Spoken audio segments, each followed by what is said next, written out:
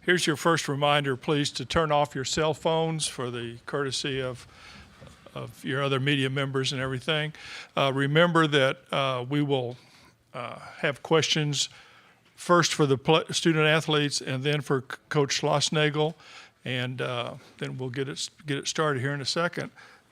Jim, why don't you give us an overview of the game from your perspective? Well, congratulations to Oklahoma. They obviously took advantage of, I think we gave up 19 free bases in the first 4 innings. If you'd have told me we were going to score 8 runs against their Friday starter, Sandlin, who I think has been the Saturday guy, or another weekend pitcher, and then the closer, thought we'd had a good chance. But obviously we didn't pitch well. We didn't defend. Just gave up a lot of free bases, and then they got the big hit. So you got to credit them, the 2 big home runs when we set the table. So we'll just have to wear it and be ready to go on Sunday.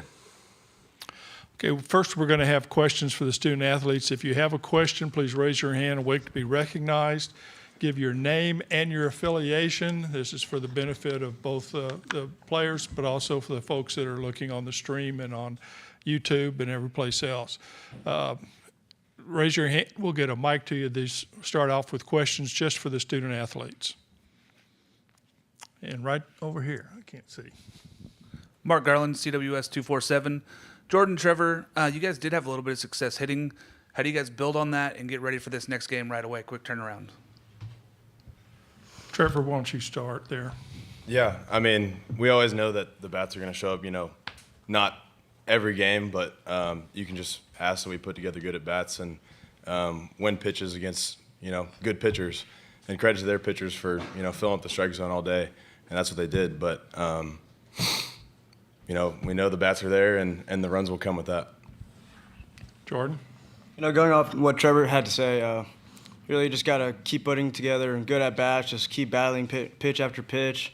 Eventually you'll get to wear them out, and if not, you're going to help the guy behind you. And we keep helping each other, and that's the process and mindset that we take into every game. Okay, up here. Travis. Travis Brown with the Bryan College Station Eagle. Jordan, I know there was a lot of talk before the game about how big this ballpark plays. Playing in center field and hitting that home run, did it feel like it was any other ballpark you played in? Yeah, I mean, it didn't feel like any bigger ballpark. It just felt like a normal ballpark, Going in, you don't think about those things. It's just another field. And so you just go in there with that same mentality, and good things will happen. Okay, next question. Well, if that's it for the student athletes, thank you, and good luck. Good to go. In a couple of days. Y'all can go. Yeah. Okay.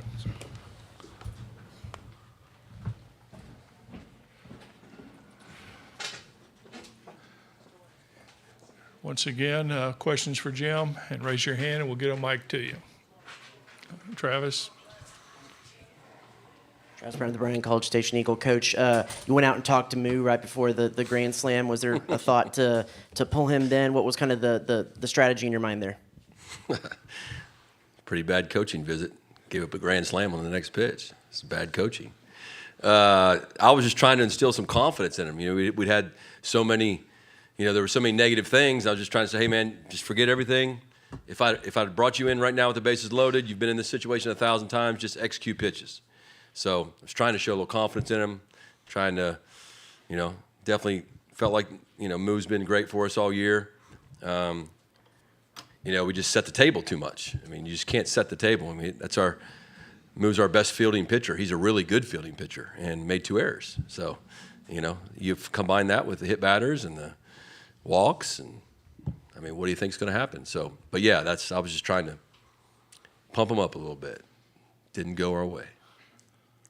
Okay, Mark? Oh, back over here.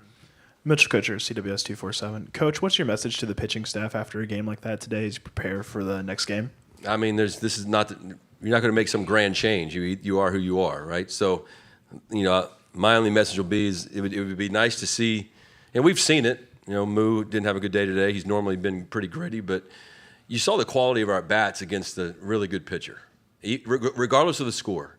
The grit, Austin Bose had that bat where he was down 0-2 and stayed in it and lined out to the second baseman like that.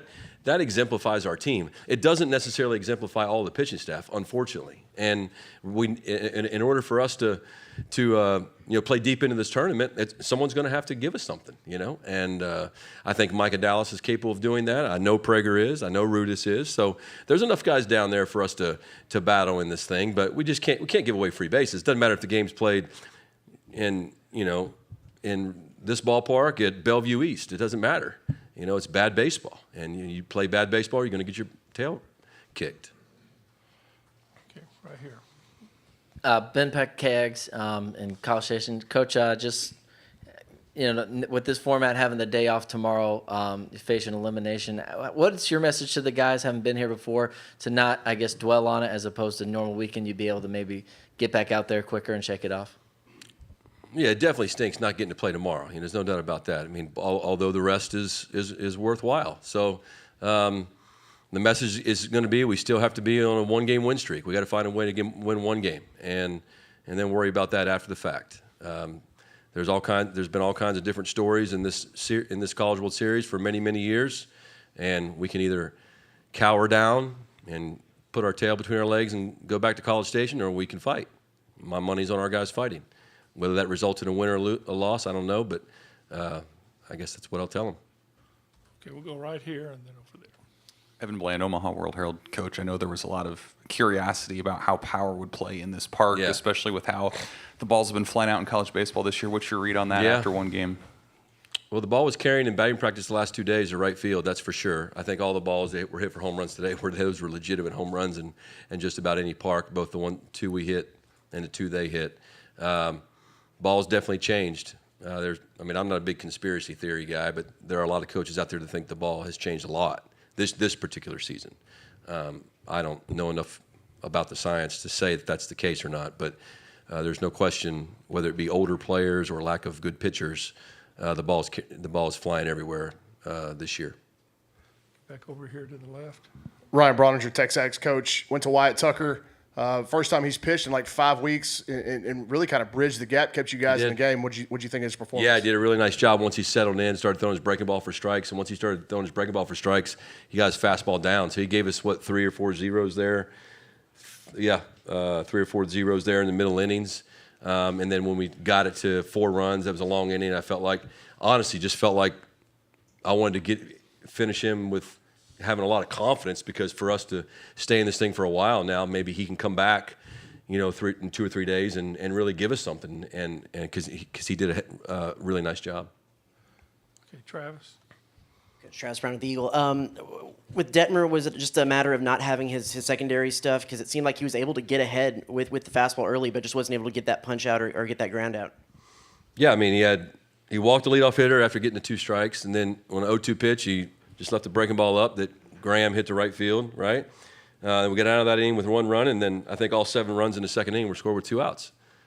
And 2 strikes a lot of times. We hit the 9-hole hitter on an 0-2 pitch. Just couldn't get off the field. Okay, who we got? Ben? Coach Ben Peck, KAGS. With Cortez, I know he had that moment where it looked like he was shaking up a little bit, and then batter got on, so y'all took him out. But do you have a sense of kind of where he's at physically? He said it was something with his neck, which he hasn't had any arm issues all year. Had a little hamstring issue. That's why I went out there. I thought maybe his hamstring was bothering him, but I don't know. I mean, just came out of nowhere, and then he said he felt fine, still throwing 95 miles an hour. Was moderately throwing strikes, but obviously the next pitch he almost killed Pettis. So sorry. Tell Kendall we said sorry. Okay, any more questions for Jim? Okay, All right. see you. See y'all. Thank you.